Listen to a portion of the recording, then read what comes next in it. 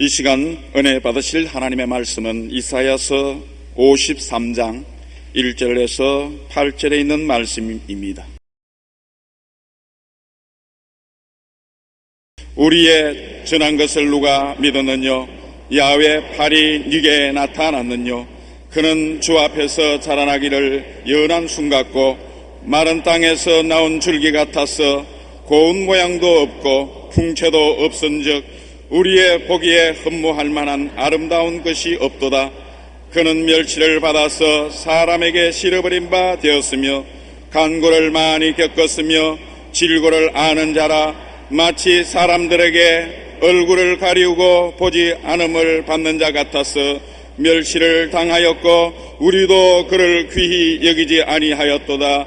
그는 실로 우리의 질고를 지고 우리의 슬픔을 당하였거늘 우리는 생각하기를 그는 징벌을 받아서 하나님에게 맞으며 고난을 당한다 하였노라. 그가 찔림은 우리의 허물을 인함이요 그가 상함은 우리의 죄악을 인함이라. 그가 징계를 받음으로 우리가 평화를 누리고 그가 채찍에 맞음으로 우리가 나음을 입었도다. 우리는 다 양 같아서 그릇 행하여 각기 제 길로 갔거늘 야훼께서는 우리 무리의 죄악을 그에게 담당시키셨도다. 그가 곤욕을 당하여 괴로울 때에도 그 입을 열지 아니하였으며 마치 도수장으로 끌려가는 어린 양과 털 깎는 자 앞에 잠잠한 양같이 그 입을 열지 아니하였도다. 그가 곤욕과 신문을 당하고 끌려갔으니 그 세대 중에 누가 생각하기를 그가 산자의 땅에서 끊어짐은 마땅히 형벌받을 내 백성의 허물을 인함이라 하였으리요. 아멘.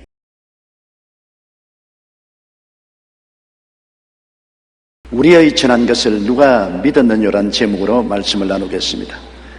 인간의 상상을 훨씬 초월한 상식에 전혀 어긋난 사건을 당했을 때 우리는 말합니다.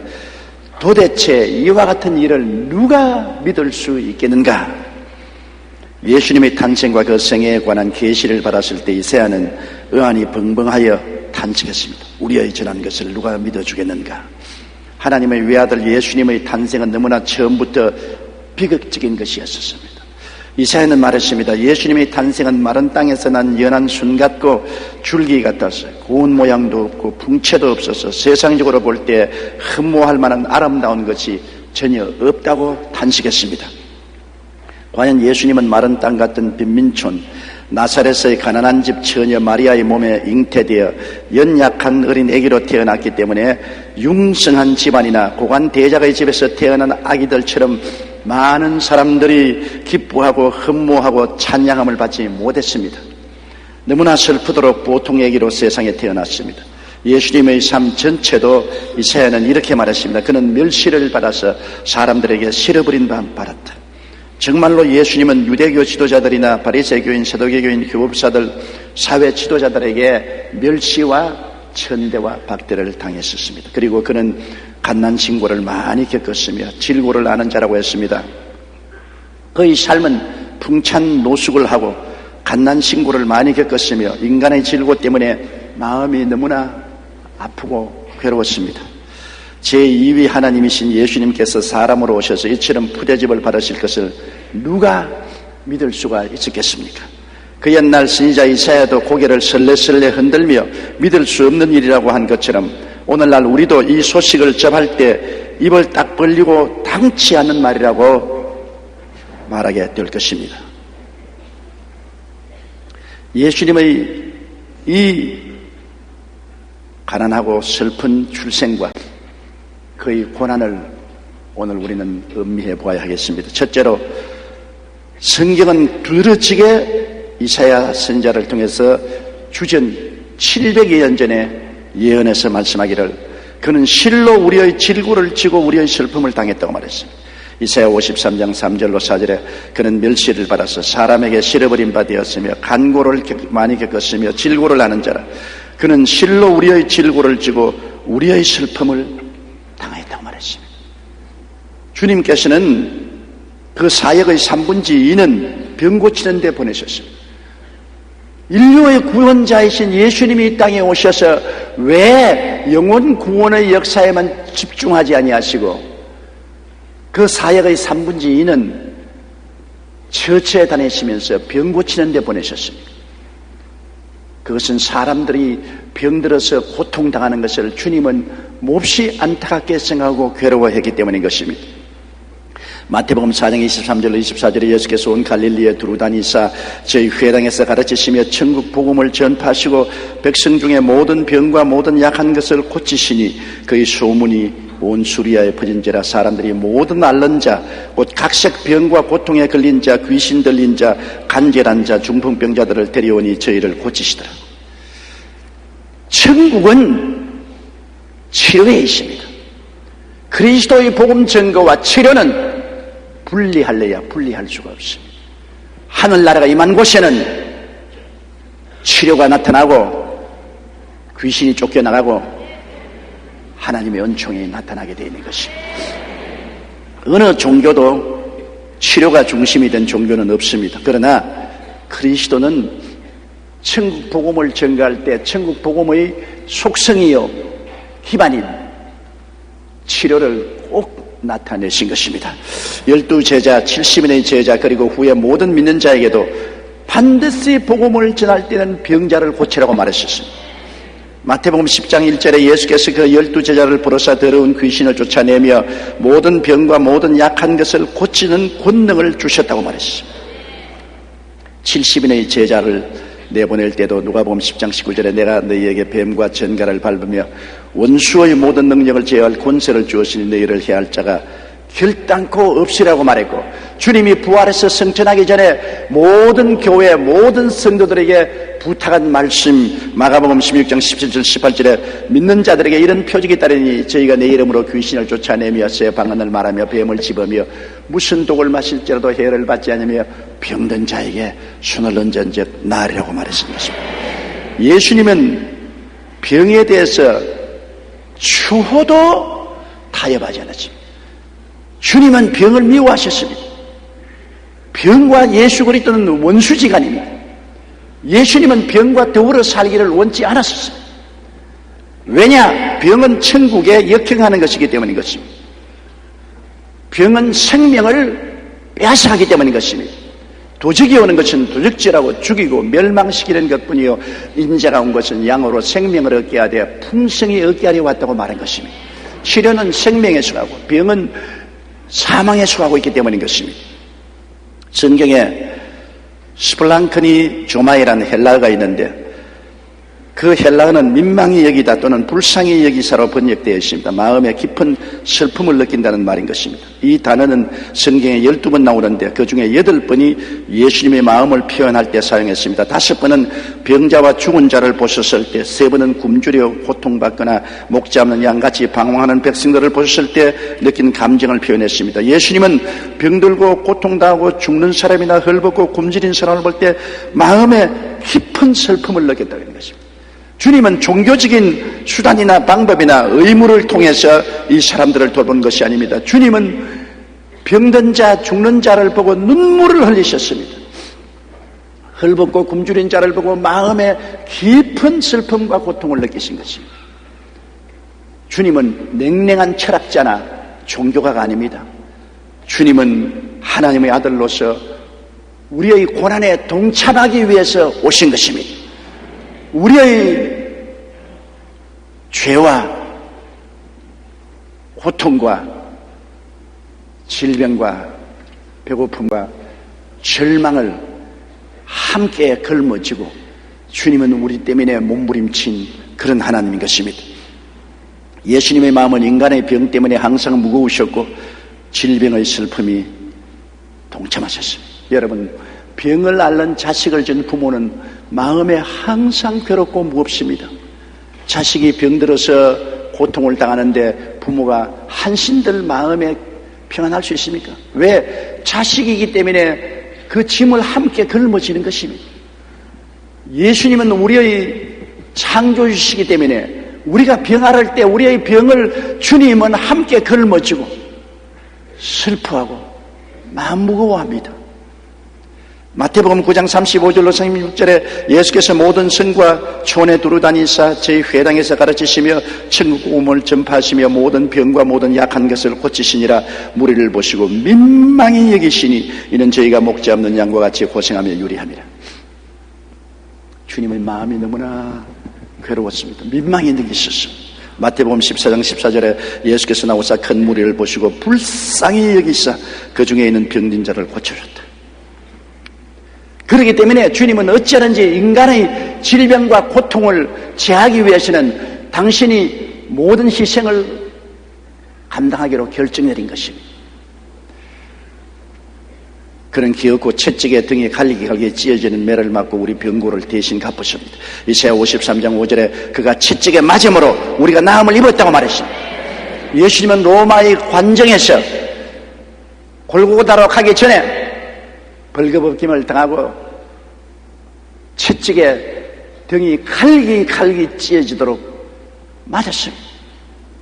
성경은 말하기를 그렇게 맞은 것은 우리의 병을 대신 짊어지기 위함이라고 했습니다. 주님이 우리에게 병을 고치기를 원한다는 것, 그것은 종교적인 의식이 아닙니다.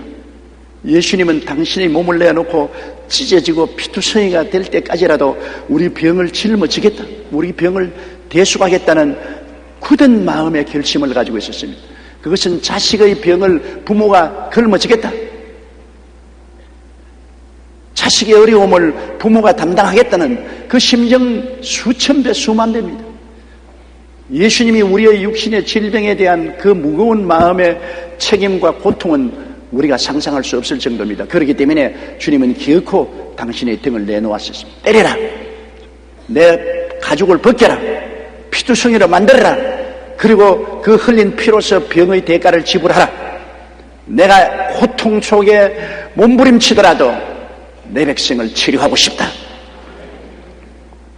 베드로전서 2장 24절에 친히 나무에 달려 그 몸으로 우리 죄를 담당하셨으니 이는 우리로 죄에 대하여 죽고 의에 대하여 살게 하심이라. 저가 채찍에 맞음으로 너희가 나음을 얻었나니라고 말하고 있는 것입니다. 2004년 5월 8일의 순복음 가족신문에 실린 은평대교 송문근 권사님의 간증을 읽고 크게 감동을 받았습니다. 권사님은 혈압이 높은 것 외에는 다른 병이 없이 건강하게 살고 있었는데 2003년 5월 갑자기 눈이 띌 정도로 살이 빠지고 허약해져서 병원에 가서 검사를 받았습니다. 그런데 검사 결과 간암 말기였습니다. 의사는 암이 폐까지 전이가 되어서 가능성이 없고 그냥 집에 가라 했습니다. 나이 많은 분이시라 항암 치료를 받을 체력이 없다고 말했습니다. 그날 이후로 권사님은 암으로 인한 고통에 시달려야 했습니다. 음식은 물론 물도 넘기기가 어려웠고 때로는 각혈에 숨도 제대로 쉴 수 없을 정도로 괴로웠습니다. 급기야 가족은 3일 작정 기도회를 가졌고 교구에서는 합심하여 21일간 다니엘 기도로서 우리 권사님을 감사주고 격려해 주었습니다. 권사님은 기도하면서 예수님을 바라보았습니다. 채찍에 맞음으로 우리의 모든 질병을 가져가신 예수님을 바라보고 그는 예수님께 의지해서 끊임없이 이 암은 물러가라, 간암과 폐암은 물러가라 계속해서 대적했습니다. 그리고 제게 왔어요. 제가 예수 이름으로 간절히 안수기도를 해드렸습니다. 그런데 신기하게 권사님의 고통이 그때로부터 사라지기 시작해서 그해 12월에 병원에 가서 재검사를 받았는데 의사가 이해한 표정을 지으며 혹시 우리 병원 말고 다른 병원에 치료받으셨나요? 아니면 지금 다른 약 드시는 것이 있습니까? 라고 물었습니다. 권사님이 아니라고 대답했더니 의사는 촬영한 사진을 보여주면서 기적이 일어났습니다. 사진을 보니 처음 찍은 사진은 명확하게 암이 퍼져 있었는데 두 번째 사진에는 깜쪽같이 사라지고 암이 흔적도 없었습니다. 하나님의 기적이 일어난 것입니다. 예수님께서 채찍에 등이 갈기갈기 찢어지도록 매를 맞으셨습니다.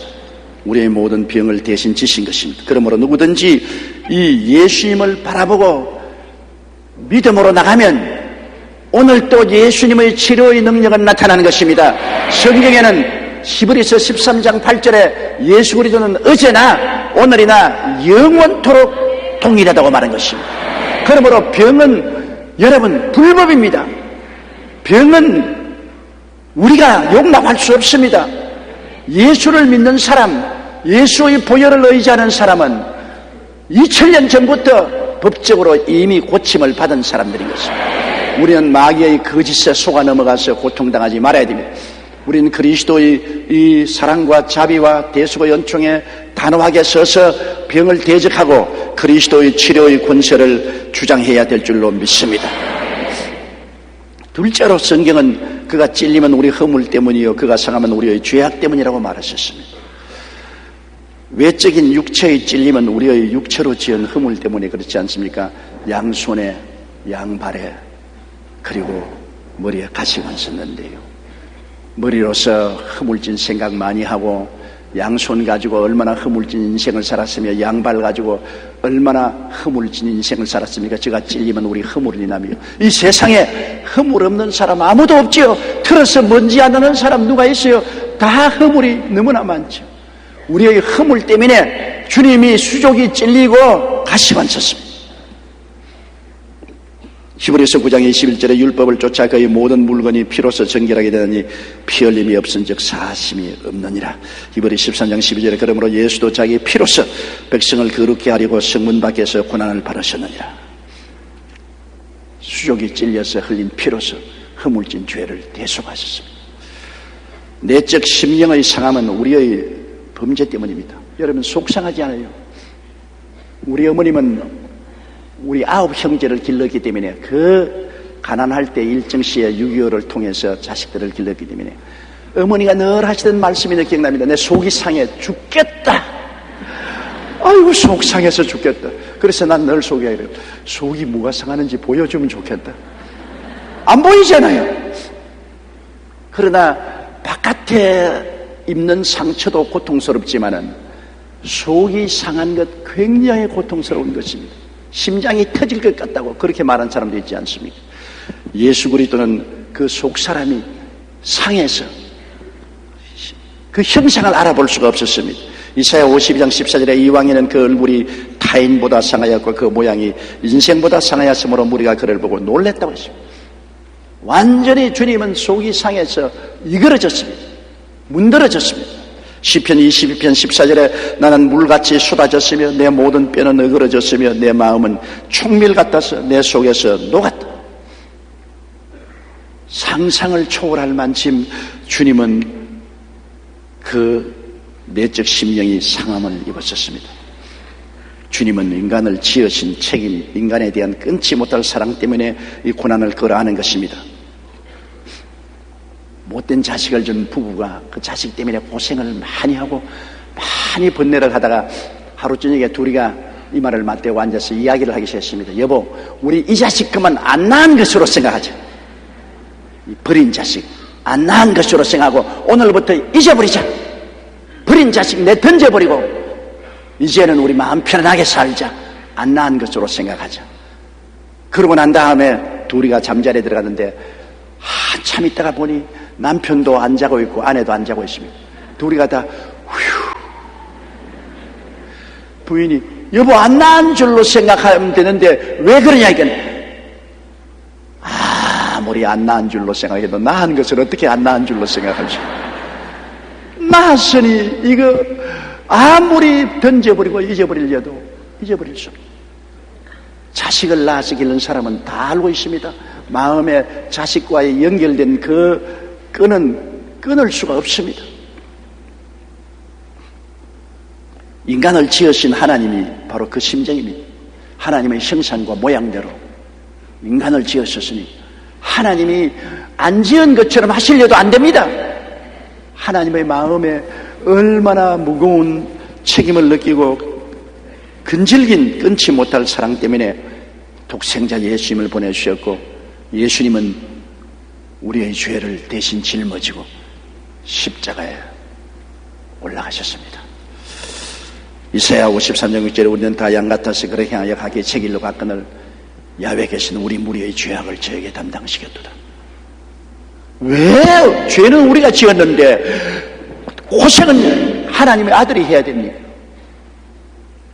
그것은 사랑 때문에 그렇습니다. 죄는 자식이 지었는데 짐은 부모가 걸머지는 거하고 한 가지인 것입니다. 사랑 때문에 그런 것입니다. 시편 103편 13절에 아비가 자식을 불쌍히 여김같이 야훼께서 자기를 경외하는 자를 불쌍히 여기시다. 부모와 자식의 끈끈한 그 사랑, 그것이 바로 하나님과 우리 인생 간의 사랑을 말하는 것입니다. 민물을 사는 생물 중에 가시고기라는 물고기가 있습니다. 가시고기라는 소설도 있지 않아요? 이 가시고기는 산란 때가 되면 수컷이 정성을 다해 수초해서 보금자리를 만들면 암컷이 알을 놓고 암컷은 뒤도 안 돌아보고 떠나가 버리는 것입니다. 그러나 수컷은 내내 알이 부화될 때까지 알을 지킵니다. 다른 고기들이 와서 알을 먹지 못하게. 그리고 자꾸 지느러미로 새로운 물을 공급해서 산소가 충분히 공급되게 합니다. 먹지도 아니하고 자지도 아니하고 24시간 그 알을 위해서 희생을 당합니다. 그 알이 부화되어 나올 줄 되면 수컷은 기진맥진하여 죽어버립니다.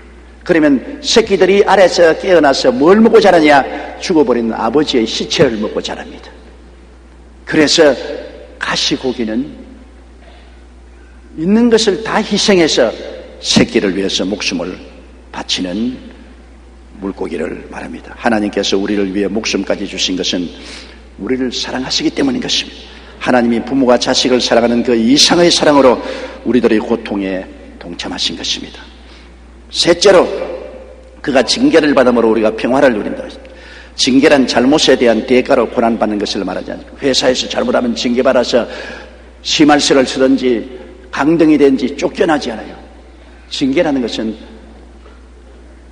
고난을 받는 것을 말합니다. 예수님의 33년 동안의 지상 삶이 인간을 위한 징계입니다. 예수님은 제2위의 하나님이요 하나님 아버지께서 예수님을 통해서 천지를 지으셨습니다. 만왕의 왕 만주의 주요 천군과 천사들이 경배하는 영광스러운 하나님이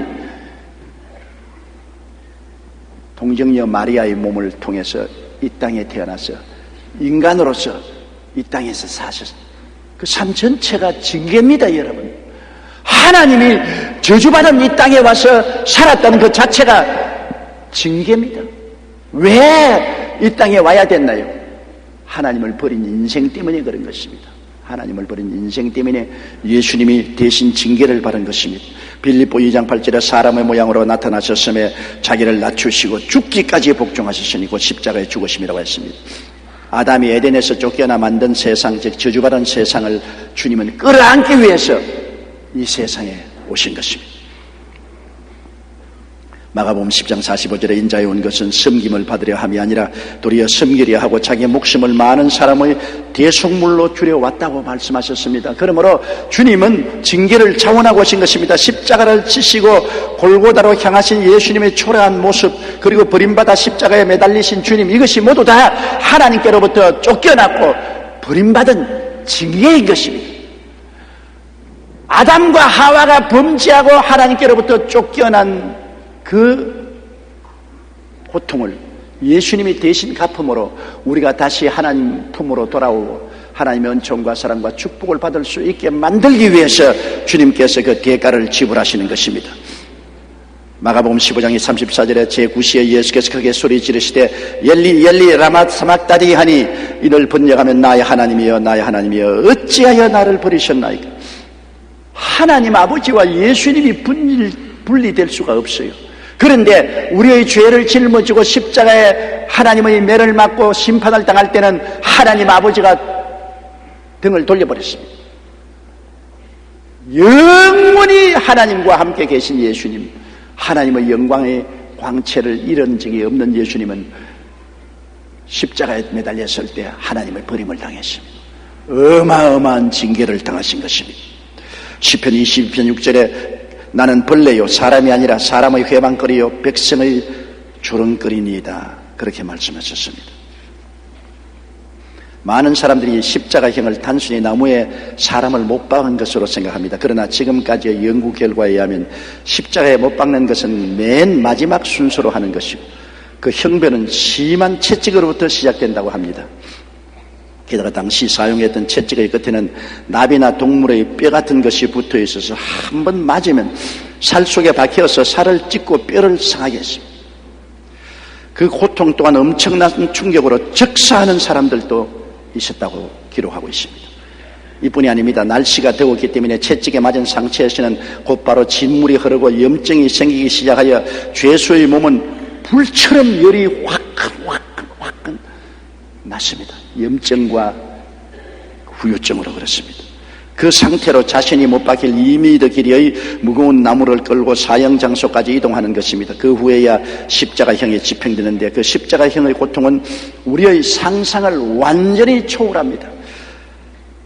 캔버스 대학의 해부학 교수인 하워드 메츠키 교수는 십자가형의 고통을 이학적으로 분석해서 이렇게 발표했습니다. 몸의 체중이 두 손에 박힌 몸에 매달리기 때문에 살이 찢어지고 많은 피를 쏟으며 통증이 심합니다. 또한 가슴으로부터 팔에 이르는 근육이 극도로 밑으로 매달려 팽창하여 호흡에 장애를 가져옵니다. 숨을 내쉴 수가 없어 근육에는 산소 공급이 안 되어 심한 경련이 온 몸을 물결칩니다. 죄수가 이 정체를 조금이라도 완화시키기 위해 몸을 위로 치게 올리려고 하면 이때마다 체중이 발등에 꽂힌 못에 실림으로 그 고통은 더 가중되는 것입니다. 매달려 쳐져 있을 수도 없고 그 근육을 좀 이완시키기 위해서 발을 들 수도 없고 그 고통은 이루 말로 다 할 수 없습니다. 예수님은 십자가에서 아침 9시에 못 박여서 10시, 11, 12 그리고 극한의 고통 속에서 하나님이 어찌 나를 버리시나이까 탄식을 하시고 1시, 2시, 3시, 6시에 내가 다 이루었다 하시고 운명하셨습니다. 그 6시간 동안의 고통은 말로 다 할 수 없습니다. 보통 우리 인생 같으면 우리는 죄 지은 사람이니 죄값으로 그렇게 한다고 하지만은 하나님이시여 하나님의 독생자이신 예수님 죄를 알지도 못하고 죄를 지은 적도 없는 그분이 우리 때문에 내 때문에 내 허물 때문에 내 죄 때문에 대신하여 십자가에서 이 고통을 당하면서도 주님은 12영이나 되는 천사를 명하여 내려오라고 하지 아니하시고 끝까지 참으신 것입니다.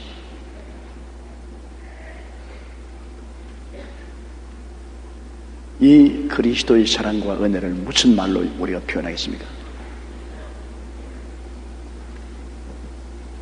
우리가 가슴을 활짝 펴고 이 예수 그리스도 앞에 무릎을 꿇고 그리스도를 만왕의 왕 만주 주로 모시고 살아가야 되겠습니다. 가장 귀한 사랑의 가치는 희생과 헌신이라고 그라시안 스페인 작가가 말했습니다.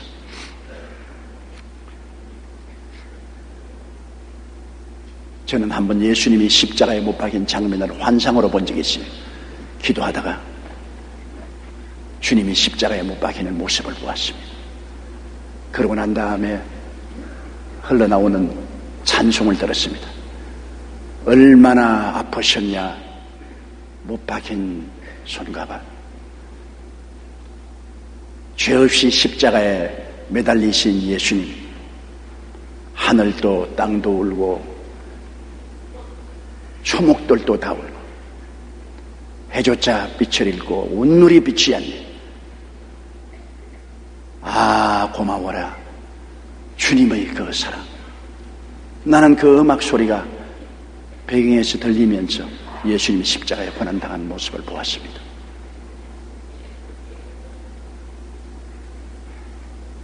어느 종교적인 창시자가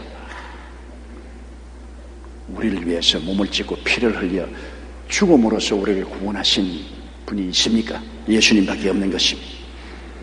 이 징계를 통하여 인간의 반역을 청산하시고 사람과 하나님 사이에 화목과 평화를 가져오십니다. 오늘날에는 죄를 짓고 불의하고 추악하고 버림을 받아야 마땅함에도 불구하고 죄 지은 그대로 못난 그대로 주님께 빈손 들고 나오면 보혈을 통해서 아버지가 우리를 용서하시고 의롭다 하시고 자식으로 바라주시는 것입니다. 하나님과의 화목의 길이 열렸다. 고린도후서 5장 21절에 하나님이 죄를 알지도 못하신 자로 우리를 대신하여 죄를 삼으신 것은 우리로 하여금 저희 안에서 하나님의 의가 되게 하려 하심이라. 요한 1서 2장 2절에 저는 우리 죄를 위한 화목 제물이니 우리만 위할 뿐 아니요 온 세상의 죄를 위함이라고 하는 것입니다. 이를 통해서 우리는 그리스도의 사랑을 알고 하나님의 사랑을 느끼지 아니할 수가 없습니다. 사랑이란 말로써 하는 것이 아닙니다. 사랑이란 증명되어야 되는 것입니다. 어느 시골에 부유한 가정이 있었는데 남편은 항상 돈 버는 일에 너무 몰두해서 아침에 일찍 일어나고 저녁에 늦게 돌아오고, 그래서 부인은 혼자 외로우니까 점점 멜랑콜리하게 됐습니다. 그리고 남편이 자기에 관심이 없다, 자기는 사랑받지 못한다, 살아갈 필요가 없다, 마음이 쇠약해지고 급기야 맹장염이 걸렸는데 그걸 내버려 두었으니까 터져서 복막염이 되어서 생명이 위험하게 됐는데 시골 병원에서 긴급히 수술을 했습니다. 그런데 시골 병원에 피가 없습니다. 수혈을 못하면 쇼크가 걸려서 이 부인이 죽게 되었습니다. 그런데 마침 남편의 피를 조사해보니까 부인하고 형이 같습니다.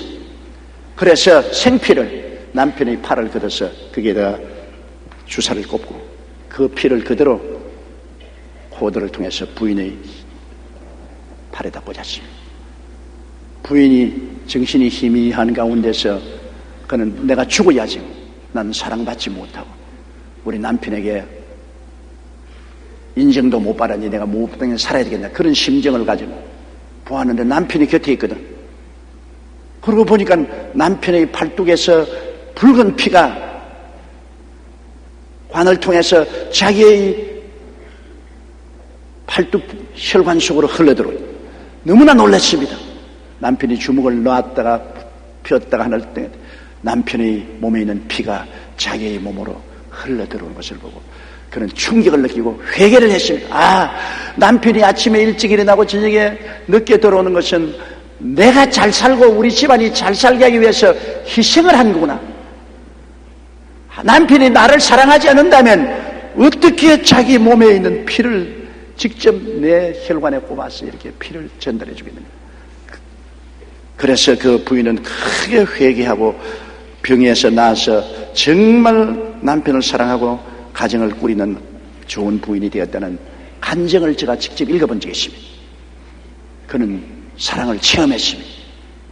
남편의 피를 나누고도 사랑을 체험하는, 우리를 위해서 십자가에 몸을 찢고 피를 흘려서 죽기까지 사랑하신 예수 그리스도를 바라보고 하나님의 사랑을 의심하면 안 되는 것입니다. 하나님이 세상을 이처럼 사랑하사 주셨으니 독생자를 주신 것입니다. 예수님은 당신의 생명을 십자가에서 우리 위해 부어주신 것입니다. 이사야 53장 7절로 8절에 그가 곤욕을 당하여 괴로울 때에도 그 입을 열지 아니하였으며 마치 도수상으로 끌려가는 어린 양과 털 깎는 자 앞에 잠잠한 양같이 그 입을 열지 아니하였도다. 그가 곤욕과 신문을 당하고 끌려갔으니 그 세대 중에 누가 생각하기를 그가 산자의 땅에서 끊어지면 마땅히 형벌받을 내 백성의 허물을 인하매라 하였으리. 2000년 전 팔레스타인의 한 외진 곳에서 로마의 총독 빌라도의 심판을 받고 처형당하신 예수님의 참된 고난의 의미를 너무나 사람들은 이해하지 못하고 있습니다. 예수님의 고난은 마땅히 형벌받을, 지옥에서 멸망당해야 할 여러분의 죄와 내 죄 때문이라는 것을 우리가 알아야 하는 것입니다. 이 예수님을 나의 구주요 하나님으로 영접하고 구원을 받아 하나님을 경배하고 훗날에 우리가 주님 나라에 가든 주님이 우리를 데리고 오시든 이 세상의 역사가 종결되는 그날에 주와 함께 우리는 영원히 살면서 우리에게 베풀어 주신 주님의 한없는 은혜와 사랑을 늘 찬미하면서 살게 되시기를 주님 이름으로 축원합니다. 다 같이 고개 숙여 기도드리겠습니다. 사랑이 많으시고 거룩하신 하나님 아버지, 예수님이 오시지 않았더라면 우리들에게는 전혀 희망이 없습니다. 인간의 의로운 행위나 고행이나 인간의 종교로서 죄 없이 하나님 앞에 심판받을 수 있는 사람 아무도 없습니다. 모든 사람이 죄를 범하였으며 하나님의 영광에 이르지 못합니다. 죄를 짓지 않은 의인은 한 사람도 없습니다. 우리 주 예수께서 우리 죄를 대신하여 영원한 하나님이 영원한 한 제사를 통해서 우리의 죄를 영원히 사해주지 아니하셨으면 우리는 아버지 앞에 설 수도 없고 미래 소망도 없었을 것입니다. 예수님 감사합니다. 그 흘리신 보배로운 피를 믿고 의지합니다. 주님을 찬양합니다. 아버지 하나님 예수 그리스도의 피를 의지하고 우리 담대히 아버지께 나왔사오니 우리를 품어주시고 성령으로 인을 쳐주시옵소서. 예수님 이름으로 기도드리옵나이다. 아멘.